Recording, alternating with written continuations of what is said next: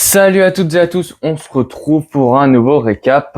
Ce coup-ci, WWE Fastlane en direct d'Indianapolis. Je suis Julien Payen comme d'habitude en compagnie de Greg. Comment tu vas, Greg? Bah ça va très bien, ça y est, c'est l'automne ou presque. En tout cas, il a fait chaud à Indianapolis, dans l'État d'Indiana, tout simplement. On a pu voir un show de Fastlane avec seulement Cinq matchs. cinq petits matchs, ouais. Écoutez, tant qu'ils sont bons, ça nous suffit. On a toujours notre acolyte, le chien, voilà, Rocket est toujours là pour nous tenir compagnie. Il dort, mais il est là, il est présent. C'est Voilà. la sieste. Bon, Mais pas pour nous. on attaque. C'est parti. On commence avec un match de championnat. Donc Cody Rhodes et Jey Uso contre le Judgment Day de Damian Priest et Finn Balor qui mettaient donc le titre de champion par équipe en jeu dans ce match. Bah, on s'attendait à un bon match et on a eu le bon match. Même si au début ça a commencé une grosse domination de Cody.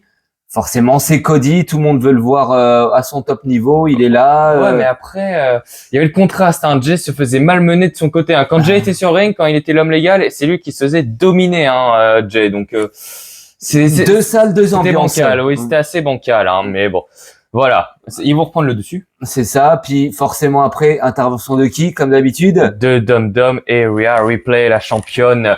Et donc Rhea Ripley qui va utiliser son charme pour distraire un petit peu Jey Uso, déjà qui était pas dans son match le bonhomme, bah en plus il a Rhea Ripley pour le distraire. Mais bon, ça va pas suffire. Non, Roméo fait le joli cœur avec Rhea, mais ça a pas plu à Cody, donc ça revient à la charge. JD McDonald qui s'introduit encore. Oui, bon, il est là, il mais est pas ça va là. coûter le match Judgment Day, cette intervention. Voire même la jambe de Damien Priest, pardon. Oui, car il va donner un coup de mallette. Sauf qu'en fait, ça va esquiver le coup de mallette du côté de Cody et Jey. Et c'est Damien Priest qui va se le prendre dans la jambe gauche. Je me suis tapé la jambe droite, oui, c'est pas grave. Et la jambe gauche. Et les images sont atroces. On voit sa jambe, son genou se plier en deux. On a eu mal pour lui.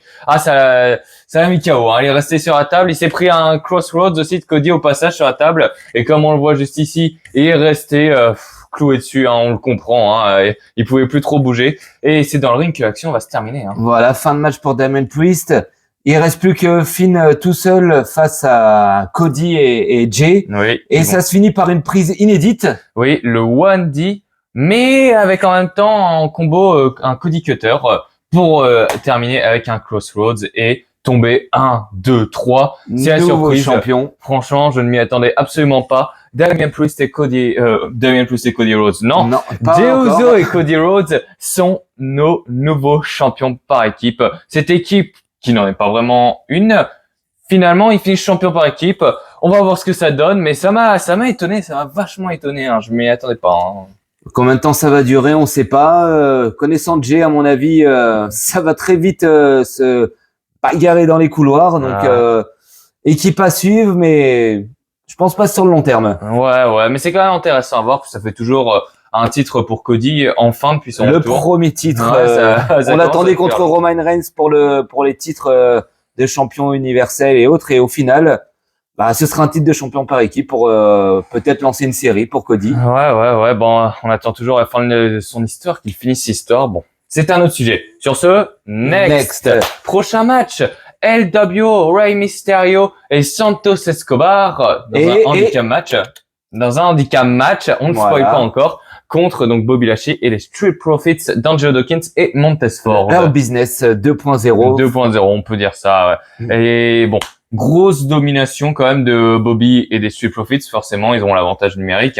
C'est même pas une domination, c'était écrasant. Les deux pauvres Mexicains, ils se sont fait tel des tacos se rouler pendant au moins 10 minutes.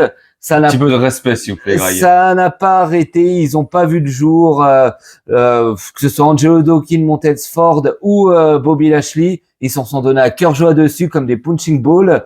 Ça tabasse, jusqu'au moment où... Oui, où quelqu'un va arriver, le troisième membre finalement de la LWO, vu que Cruz del Toro est out, Joaquin Wilde est out.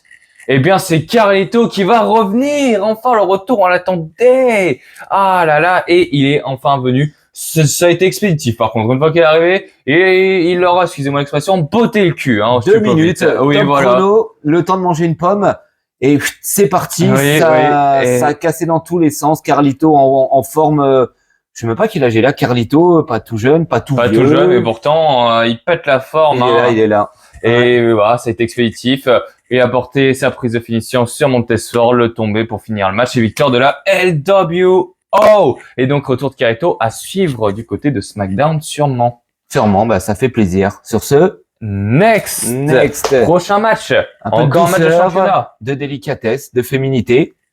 Asuka, Io Sky, Charlotte Flair. C'était pas très doux en l'occurrence, mais bon.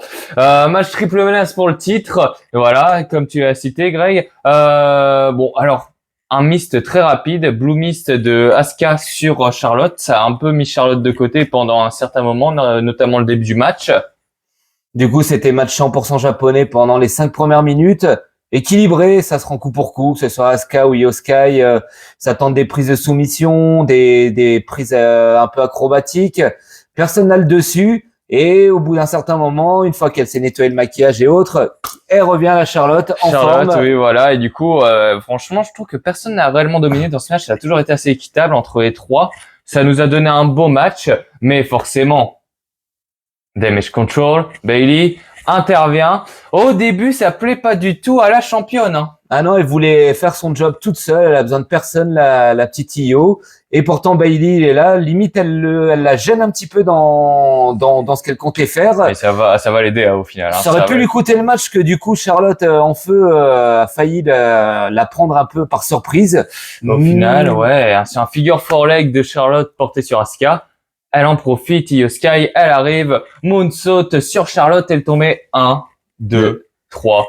Victoire d'Io Sky. Pas de nouvelle championne, voilà. Non, on est content. Moi, j'aime bien Io Sky. Moi aussi, voilà. on voulait que le titre soit conservé. Voilà, donc on bouge pas. Io Sky continue encore son règne. J'espère pour longtemps. Parce que perso, c'est une catcheuse qui mérite et qui a un énorme potentiel. Donc elle va continuer encore et encore. Petite parenthèse, vu qu'on est sur la division féminine, on a vu également une petite vidéo lors du kick-off où Jade Cargill était bel et bien arrivée. Elle a pu serrer la main à Triple H et ils ont pu discuter ensemble de quoi on ne sait pas. Qui sera la première adversaire de Jade Cargill, on ne sait pas non plus, mais on a hâte de découvrir tout ça ensemble. Hein. Voilà, sur ce, next. Next, c'est parti. Alors, prochain match, encore un match par équipe. Le GOAT, match de gala. Dire. C'est un match de gala là. Il y a que de la star sur le ring. Ah oui. Certains l'appelleront le GOAT, John Cena, en équipe avec The Megastar, LA Knight. Yeah. Et donc contre la Bloodline de Jimmy Uso et Solo Sikoa, accompagné toujours par le Wise Man, l'homme sage, Paul Heyman. Bon, John Cena, c'était assez surprenant ce match. Hein. Malmené dès le début. Alors franchement, déjà 10 minutes où le pauvre LA Knight a dû avoir une crampe et a gardé la main tendue comme ça pendant 10 minutes espérant un changement. Mais ça n'arrive pas tout de suite. Hein. Il a au moins 10 minutes où il avait son pote John Cena se faire littéralement péter la gueule par un coup Jimmy, un coup Solo.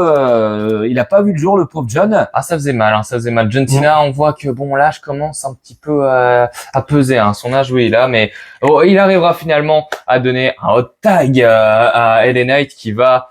C'est lui maintenant qui va leur casser la gueule, honnêtement. Feu. Ah, franchement, il va reprendre le dessus très vite et il va même faire du 1 contre 2 à certains moments. Bon, voilà. John Cena a le temps de se reposer et de revenir et ça va bien combiner les deux au point de finalement faire un petit enchaînement avec le Five Knuckle Shuffle de John Cena et le BFT d'LA Knight sur Jimmy pour le tomber.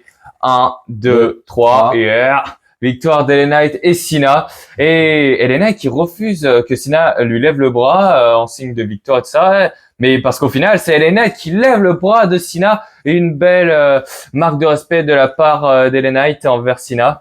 C'était beau à voir. Moi, c'était un beau match de gala. LA Knight, un petit qui devait un peu trop face à mon goût, mais c'est que mon opinion. Je veux le revoir un petit peu trash talker à tout va. Ça ne s'arrêtera pas, on espère. Ouais, je pense que c'était une petite parenthèse romantique avec John Cena.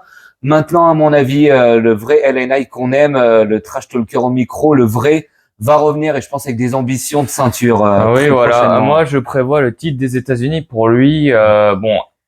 Moi, je verrais bien d'abord Santos Escobar pour le titre à Rey Mysterio et pourquoi pas après avoir un petit LA Knight Santos pour que LA Knight remporte son premier titre depuis qu'il est dans le main roster, hein, depuis qu'il est à SmackDown. Mais ça, c'est une autre histoire, une fois de plus. On attend toujours d'acheter la figurine, hein, qu'elle soit disponible d'LA Knight, hein, évidemment. Mais Bientôt. voilà, on espère. Et Sur ce, next, allez, next. et c'est le main event, mesdames et messieurs. Seth freaking Rollins contre Shinsuke Nakamura pour le titre de champion du monde poids lourd dans un last man standing match de fou furieux. Il n'y a pas de terme, hein, de fou furieux, de malade. C'était de la baston pure et dure qu'on pourrait voir dans la rue, du street fight. Des armes, on a vu quoi? Du kendo stick, De la poubelle, de la poubelle, des chaises, de la chaise, évidemment des tables. de la table. Ah là là, et la table des commentateurs également. Hein. Elle sert toujours cette table. Et des échelles. Oui, il y a Bon, des vous chaises. avez compris, il y avait des armes. Voilà. Il y avait de tout pour tous les goûts. Et ça a tabassé comme il le faut. Sur le ring?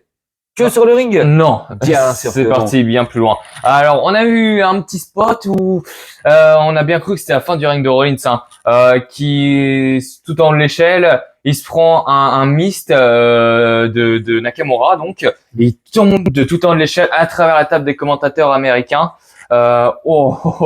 Et il se relève à 9,5 secondes. C'était très juste. À part se battre dans les tribunes également, ça se balance.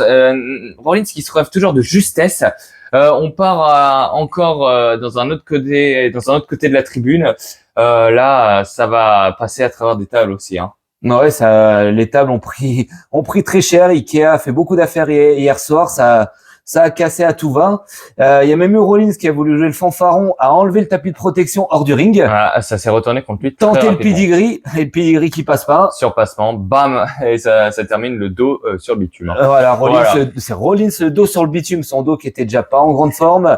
Et il en rajoute une couche en allant directement du plafond au bitume. Ouais, mais bon, le visionnaire va réussir à se dépatouiller de cette histoire avec la fin où il va réussir, donc encore une fois dans la tribune, à porter son Falcon Arrow sur Nakamura à travers deux tables, si je me souviens bien, en même temps. Et donc là où les deux hommes à 9 se relèvent, Nakamura chute au dernier moment et Rollins lui reste bel et bien debout. Victoire de Rollins qui conserve le titre de champion du monde poids lourd. C'est pas fini pour Rollins, voilà, c'est un peu notre chouchou à la maison, donc pourvu que ça dure, pour que son règne dure encore un peu de temps, peut-être jusqu'à temps qu'il aille chercher une autre ceinture un peu plus. Oh, il y a pas, à part le titre de Roman, il y a pas mieux que le titre. Mais c'est de Roman. exactement où je voulais en venir, Eh Julien. bien, c'est très bien alors. Voilà. C'est très bien, je n'ai rien d'autre à dire. Je suis en Exactement. manque d'inspiration totale. Non, je m'attendais à une victoire de Nakamura. Une victoire de Rollins, écoutez, on prend. Mais reste à voir qui sera le prochain adversaire de Rollins, qui sera son prochain challenger, que va devenir Nakamura après ces deux défaites d'affilée qui font très mal. Bon, ça, on verra tout ça une prochaine fois. On peut dire next. Next, c'est la fin. Oui, Ça, c'est la fini. fin, c'est la fin, mais Ça j'allais y toujours. venir. Donc, prochain Premium Live Event le 4 novembre, la veille de mon anniversaire pour Crown Jewel en Arabie Saoudite. Peut-être la présence du GOAT, Cristiano Ronaldo. Chou. S'il y a des fans de Messi, m'en voulez pas. Hein, je respecte Messi, hein, j'aime beaucoup Messi également. Mais voilà, donc la rumeur peut-être qu'il sera là, peut-être qu'il sera pas là. On va voir. Ça, c'est une autre histoire. Nous, on pourra pas vous faire récap de Crown Jewel. C'est dommage, mais c'est Surprise. c'est peut-être pour quelque chose d'encore mieux. On vous prépare quelque chose, un petit reportage qui devrait vous faire plaisir. On en parle dans un peu plus d'un mois à peu près. Ouais, voilà, vous allez voir. Ouais, un mois. Ouais, à peu près. Vous verrez bien. Croyez-moi que ça sera grandiose. Dans les coulisses, dans backstage, tout, enfin. Je ferai peut-être quand même une petite vidéo vite fait pour annoncer les résultats de Crown Jewel. Ça sera juste pas ici à la maison aussi long et aussi bien présenté, mais parce que croyez-moi que la vidéo qui va venir dans un mois sera magnifique. Ça va envoyer du bois et pas qu'un peu. Ouais. Ah ouais. Mais voilà, on vous en dit pas plus. Sur ce, Rocket vous dit au revoir. On vous dit au revoir. Si vous avez aimé, n'hésitez pas à vous abonner si c'est pas encore fait, à aimer et à commenter cette vidéo. Sur ce, moi je vous dis à plus. Ciao les gars, à plus.